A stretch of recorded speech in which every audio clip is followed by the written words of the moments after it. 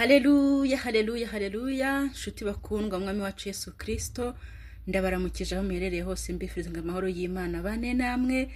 Nta handi abonerwa ni muri Yesu Kristo, umwana w'Imana. Nta handi wakura amahoro yuzuye utari wakira umwami Yesu Kristo. Iyo yinjiye muri wowe, iyo yinjiye muri nge, adusendereza amahoro. Ni munyemerere rero mwiyumvemo ikaze, mugubwe neza, dusangire ibyo kurya by'umuntu w'imbere, ari ryo jambo ry'Imana. Ngo umwana w'umuntu ntatungwa n'umugati gusa, ahubwo atungwa n'amagambo ava mu kanwa k'Imana. Ibyanditswe byera rero byose byahumetswe n'Imana, nibyo rero tugiye kugaburirwa kugira ngo umuntu wacu w'imbere nawe abyibuhe, yitabweho nk'uko twita ku muntu w'inyuma. Ntujye kure rero, tugiye gusangira ibyo kurya by'ubugingo. Tugiye rero kuganira ku magambo avuga ngo nta guca ku ruhande. Niba uhakana ko Yesu Kristo ari umwana w'Imana, uri antikristo, nta bugingo ufite, kandi ikigeretse kuri ibyo ntuzi Imana. Igihe kirageze ngo tubwize abantu ukuri, dutandukane n'ababashyenga bababwira yuko uburyo bwose wakoresha bwo gusenga bukugeza ku Mana, nyamara bakavuga yuko bizera ibyanditswe byera. Ibyanditswe byera ubwabyo nibyo bihamya aya magambo maze kubabwira, ko niba uhakana ko Yesu Kristo ari umwana w'Imana, uri antikristo, kandi nta bugingo ufite, kandi ikigeretse kuri ibyo ntuzi Imana. Abantu benshi hano hanze bavuga ko bazi Imana, bavuga ko bakora imirimo myiza itandukanye mu izina ry'Imana, ariko nta Mana muzi, ntayo muzi. Sinjye ubivuze, ahubwo ni ijambo ry'Imana ribivuze, nk'uko tugiye kubireba mu kanya. Ni munyemerere rero, mbere y'uko ngera kure, tubanze dusenga Imana, dushime Imana Data wa twese waduhaye Yesu Kristo, akaduha ubugingo buhoraho, akatubatura ku bubata bwose bwa Satani wari waratugize imbohe, waratugize ingwate. Uyu munsi wa none turi mu mudendezo tubikesha Yesu Kristo. Reka dusenge. Turagushimye Data mwiza, Data udukunda, uri Data wa twese, tubikesha amaraso y'umwana wawe Yesu Kristo, kuko yitanze rimwe rizima, amaraso yakayasesa, abisi bose bamwizeye bakaba babona ubugingo buhoraho. Niyo mpamvu nkwinginze muri aka kanya nciye bugufi, ngo wakire ishimwe ngushima, kuko waduhaye agakiza muri Yesu Kristo.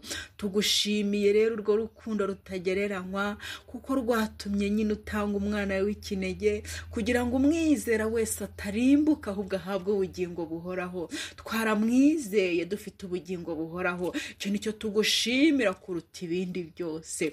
Duciye bugufi rero tukwinginga ngo urebe abatari bamenya Yesu Kristo, ubamumenyeshe, kuko ni wowe wihishurira abantu. Ntabwo ari twe twabanje kugukunda, ahubwo ni wadukunze mbere. Niyo mpamvu nkwinginze ngo wihishurire abatarakumenya, nabo bakumenye binyuze muri Yesu Kristo umwana wawe. Turacyakomeza kandi kwinginga ngo uduhe umwuka wawe wera, abashe kudushoboza byose, mu izina rya Yesu Kristo. Amen, amen. Turagarutse rero, dukomeza kubaramutsa mu ndamukanya igira iti Yesu ashimwe. Nukuri Yesu ashimwe, ashimwe, we uduha agakiza, uduha ubugingo. Haleluya, haleluya. Rero wowe utari wakira umwami Yesu, nta kugushyeshyenga, nta guca ku ruhande, ni wowe antikristo. Urahakana ko Yesu Kristo ari umwana w'Imana, uri antikristo, urwanya Kristo, kandi nta bugingo ufite. Ikigeretseho ntago uzi Imana.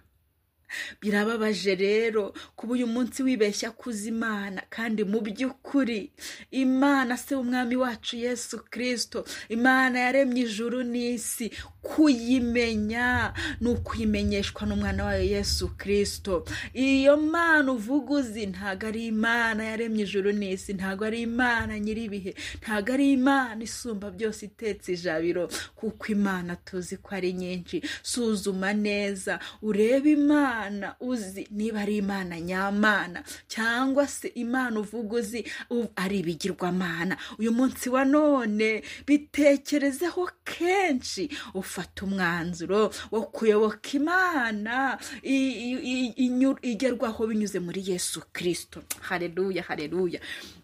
Nimunyemerere rero, niba uhakana Yesu Kristo uri antikristo kandi ntuzi Imana. Ijambo ry'Imana mu rwandiko rwa mbere rwa Yohana ibice ni 2, umurongo n'uwa 22. Aha harabitwemeza. Ibice 2 umurongo wa 22 haratubwira ngo, mbese umunyabinyoma ninde? Keretse uhakana ko Yesu atari Kristo. Uhakana Data wa twese n'umwana we, uwo niwe antikristo.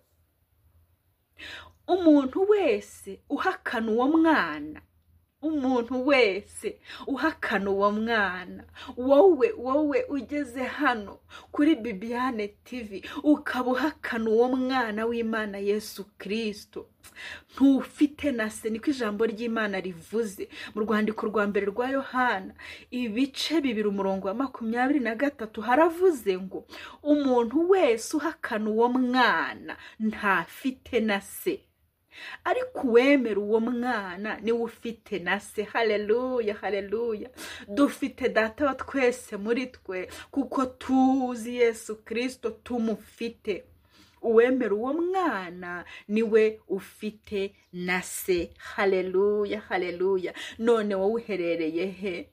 Niba udafite umwana w'Imana muri wowe, ngo ntufite na se, birababaje. Iyo Mana wiringiye, iyo Mana ukora imirimo myiza mu izina ry'iyo Mana, ntago ari Imana yaremye ijuru n'isi. Warayobye, garuka, hindukira uve mu nzira y'igihogere ujye mu nzira ifunganye, ya yindi igeza mu bugingo bw'iteka, ya yindi igana mu ijuru aho tuzabana n'Imana Data ubuziraherezo.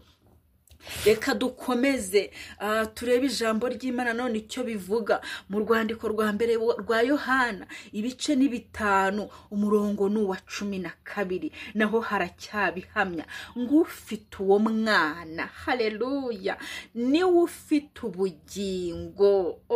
Niho nahereye mbabwira ngo niba uhakana umwana w'Imana, niba udafite Yesu Kristo mu bugingo bwawe, n'ubundi nta bugingo ufite, nta bugingo ufite. Ijambo ry'Imana rirabihamije rero ngo ufite uwo mwana niwe ufite ubugingo, naho udafite umwana w'Imana Yesu Kristo nta bugingo afite. Birababaje, birababaje, birababaje. Ijambo ry'Imana ni ukuri, ijambo ry'Imana ni ubugingo. Tugiye gukomeza dusome ubutumwa bwiza uko bwanditswe na Matayo. Ibice ni Matayo igice cya 11 umurongo n'uwa 27, naho twumva icyo hatubwira. Aya magambo yazirikane. Ijambo ry'Imana aha ni Yesu ubwe wivugiraga avuga ngo, byose nabihawe na Data, kandi ntawuzi umwana w'Imana keretse se, kandi ntawuzi se keretse umwana w'Imana. Umuntu wese uwo mwana, n'umuntu wese uwo mwana ashatse kubimenyesha. Haleluya, haleluya. Ngo ntawuzi, ngo byose nabihawe na Data, kandi ntawuzi umwana w'Imana keretse se. kandi ntawe uzi se keretse umwana w'Imana n'umuntu wese uwo mwana ashatse kuyimenyesha. Ni ukuvuga ngo nta muntu wajyaga kumenya Imana atayimenyeshejwe na Yesu Kristo umwana wayo. Ibi bintu rero birasobanutse. Igituma nje kukubwira aya magambo muvandimwe wanjye nkunda, ni ukugira ngo uve mu rujijo ngo ubwoko bwanjye burarimbutse buzize kutagira ubwenge, kutamenya. Ntago uzi inzira y'ukuri iyo ariyo, ntago uzi inzira y'ukuri igeza ku Mana y'ukuri iyo ariyo. Nje rero kukwereka inzira y'ukuri igeza ku Mana y'ukuri. Iyo nzira y'ukuri igeza ku Mana y'ukuri ni imwe rukumbi, ni Yesu Kristo. Tandukana rero n'abagenda mu zindi nzira bakubwira ko izo nzira nazo zigeza ku Mana, ariko Imana zihari ni nyinshi, ariko hari Imana imwe ushobora byose, waremye ijuru n'isi, umugenga wa byose, utetse ijabiro. Uwo niwe Jambo, uwo niwe wahanze byose, uwo niwe ubibeshaho, uwo niwe Mana imwe rukumbi. Uyu munsi wa none rero ndakwifuriza kwakira umwami Yesu Kristo akakumenyesha Data, nawe ukamenya Data. Uyu munsi uravuga kuzi Data wa twese, ariko ntago umuzi kose, kuko ijambo riratubwiye ngo ntawuzi Data atabihawe na Mwana, n'uwo Mwana ashatse kubihishurira. Ibi rero birasobanutse, kandi nifuza ko icyo namenye nawe wakimenya, nifuza ko icyo nafashe nawe wagifata. Haleluya, haleluya. Tugomba kuburira abanyabyaha bakava mu nzira zabo mbi, bakayoboka inzira nziza igeza mu bugingo, kandi iyo nzira ni Yesu Kristo. Ndakwifuriza rero kwakira umwami Yesu Kristo, nawe ukaba mu bazaza gutwara ajyanye iwe kubana nawe ubuziraherezo, kuko mbere yuko asubira mu ijuru kwa Se amaze gucungura abatuye isi bose, yaravuze ngo ngiye kubategurira hanyu, mu rugo rwa Data hari amazu menshi, yaba adahari mba mbibabwiye, ngo nzagaruka mbajyane. Haleluya, haleluya. Yesu Kristo agiye kugaruka gutwara abamwizeye bose. Ndakwifuriza kumwizera nawe kugira ngo uzabe mu birori byo gutwara umugeni. Ntuzasigare, kuko abazasigara muri iyi si bazize ko batamenye inzira y'ukuri, abo ngabo bazahura n'akaga gakomeye. Umugabane wabo uzaba mu nyanja yaka umuriro n'amazuku. Uramenye udakora amahitamo mabi, ukazisanga mu muriro w'iteka, ubana na Sekibi Shitani, ugacibwa. Ntibikabe, va muri iyo nzira y'igihogere, ngwino mu nzira ifunganye. Nubwo abayinyuramo ari bake, nubwo abayinyuramo bayihuriramo n'ibibazo byinshi, ariko humura tuzatsinda, humura tuzanesha, kuko Yesu Kristo yatweretse inzira tubanziriza imbere. Hataho intumwa ze, yego bararenganijwe, barenganirizwa kunyura muri iyo nzira, ariko amaherezo bayishoje amahoro. Ubu ngubu bategerejwe kwambikwa ikamba ry'ubugingo, bategerejwe kubana na Yesu Kristo ubuziraherezo. Icyo nicyo nkwifuriza, niyifuriza.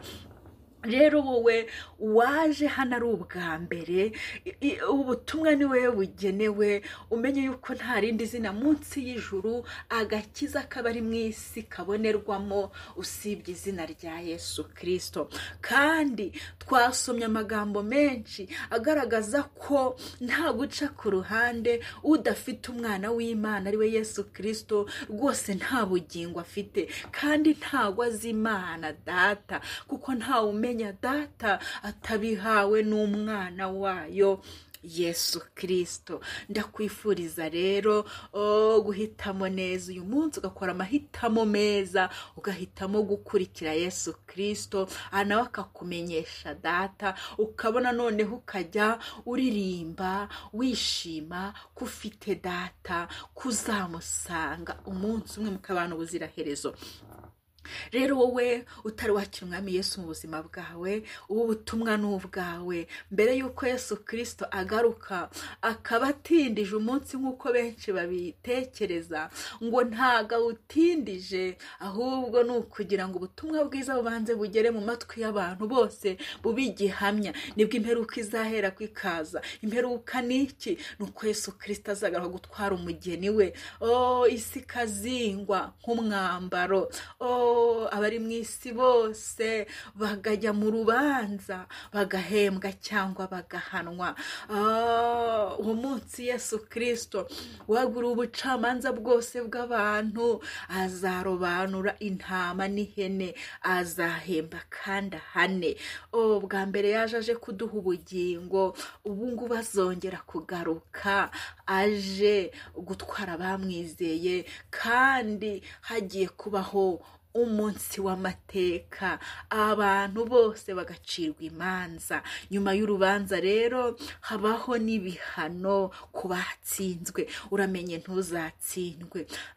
Icyo usabwa ni iki? Urasabwa kwemera kwakira Yesu Kristo akaba umwami w'ubuzima bwawe. Ijambo ry'Imana ryo rivuga ngo umuntu wese uzambaye izina ry'umwami azakizwa. Ngo ariko se bakwiyambaza bate uwo batarumva?